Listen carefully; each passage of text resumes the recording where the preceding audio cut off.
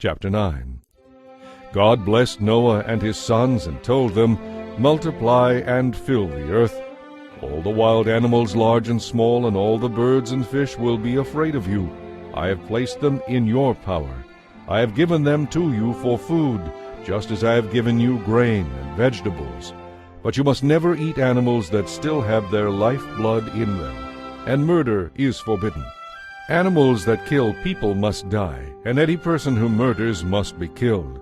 Yes, you must execute anyone who murders another person, for to kill a person is to kill a living being made in God's image.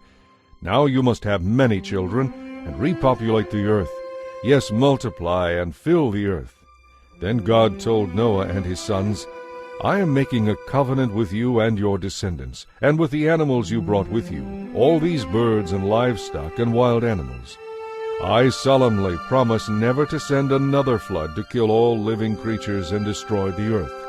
And God said, "I am giving you a sign as evidence of my eternal covenant with you and all living creatures. I have placed my rainbow in the clouds.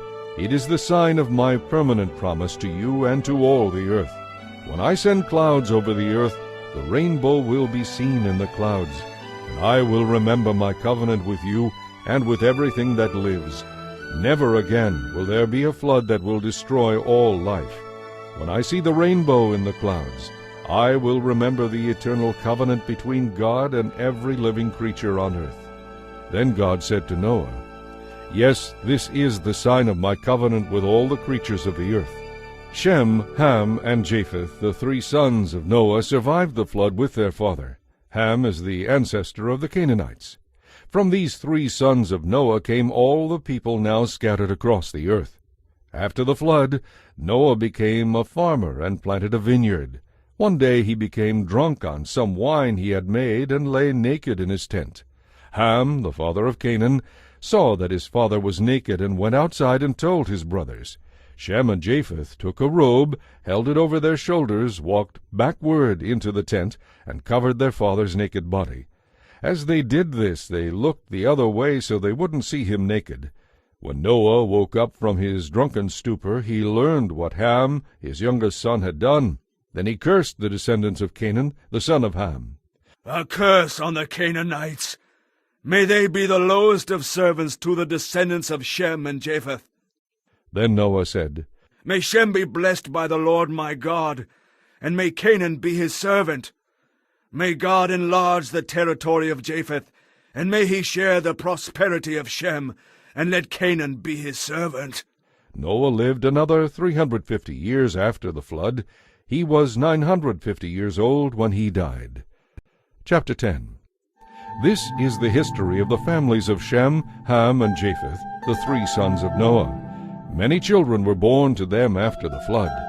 The descendants of Japheth were Gomer, Magog, Madai, Javan, Tubal, Meshech, and Tiras. The descendants of Gomer were Ashkenaz, Riphath, and Togarmah.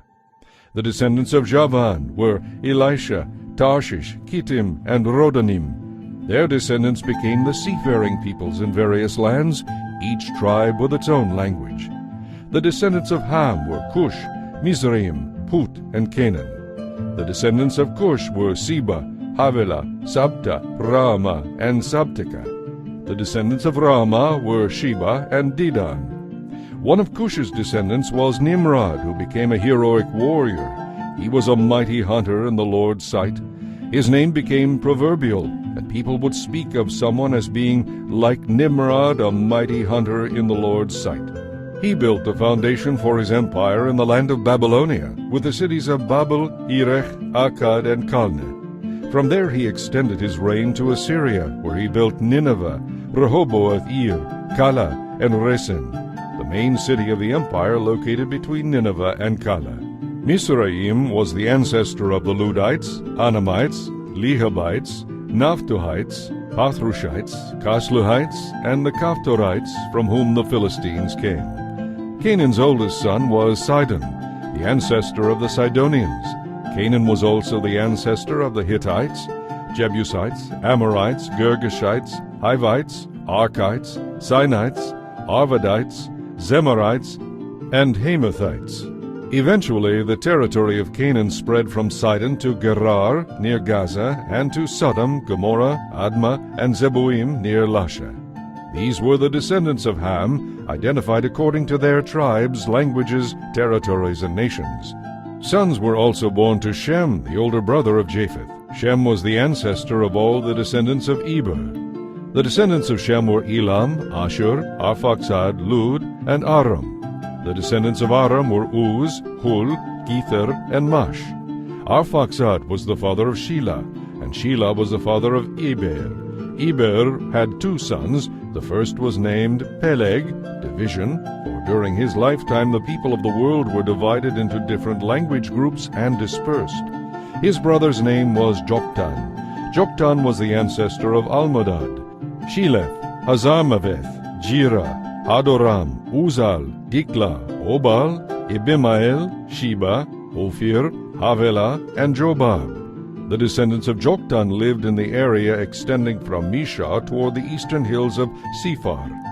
These were the descendants of Shem, identified according to their tribes, languages, territories, and nations. These are the families that came from Noah's sons, listed nation by nation according to their lines of descent. The earth was populated with the people of these nations after the flood. Chapter 11. At one time the whole world spoke a single language and used the same words. As the people migrated eastward, they found a plain in the land of Babylonia and settled there. They began to talk about construction projects. "Come," they said, "let's make great piles of burnt brick and collect natural asphalt to use as mortar.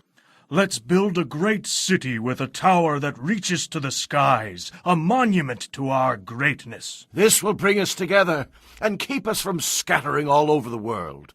But the Lord came down to see the city and the tower the people were building. "Look," he said, "if they can accomplish this when they have just begun to take advantage of their common language and political unity, just think of what they will do later. Nothing will be impossible for them. Come, let's go down and give them different languages. Then they won't be able to understand each other." In that way the Lord scattered them all over the earth, and that ended the building of the city. That is why the city was called Babel, because it was there that the Lord confused the people by giving them many languages, thus scattering them across the earth. This is the history of Shem's family. When Shem was 100 years old, his son Arphaxad was born. This happened 2 years after the flood. After the birth of Arphaxad, Shem lived another 500 years and had other sons and daughters. When Arphaxad was 35 years old, his son Shelah was born. After the birth of Shelah, Arphaxad lived another 403 years and had other sons and daughters. When Shelah was 30 years old, his son Eber was born. After the birth of Eber, Shelah lived another 403 years and had other sons and daughters. When Eber was 34 years old, his son Peleg was born. After the birth of Peleg, Eber lived another 430 years and had other sons and daughters. When Peleg was 30 years old, his son Reu was born. After the birth of Reu, Peleg lived another 209 years and had other sons and daughters. When Reu was 32 years old, his son Serug was born. After the birth of Serug, Reu lived another 207 years and had other sons and daughters. When Serug was 30 years old, his son Nahor was born.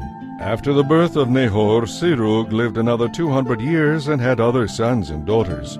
When Nahor was 29 years old, his son Terah was born. After the birth of Terah, Nahor lived another 119 years and had other sons and daughters.